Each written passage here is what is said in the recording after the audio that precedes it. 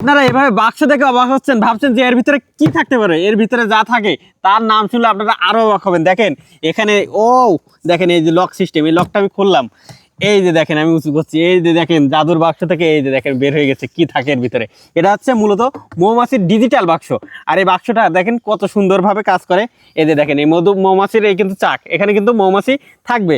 আর যে দেখেন এখানে এটা কিভাবে কাজ করে, দেখেন মৌমাছিগুলো কিভাবে ঢুকবে, দেখেন কোনো ছিদ্র আছে কি না, কিন্তু এই যে দেখেন আপনার দেখাচ্ছি, এই যে দেখেন মৌমাছি এই যে দেখেন এই ছিদ্র দিয়ে প্রবেশ করে। আবার চাইলে এই যে লক করা যায়, এক স্থান থেকে আরেক স্থানে মৌমাছি নিয়ে যাওয়ার জন্য কাঠের বাক্সে আমরা দেখি কাদা দেয়, কিন্তু এখানে দেখেন কত সুন্দরভাবে এই যে লক দেওয়া যাচ্ছে। আবার রানী মৌমাছি দেখেন এই যে দেখেন এই ছিদ্র দিয়ে প্রবেশ করতে পারবে।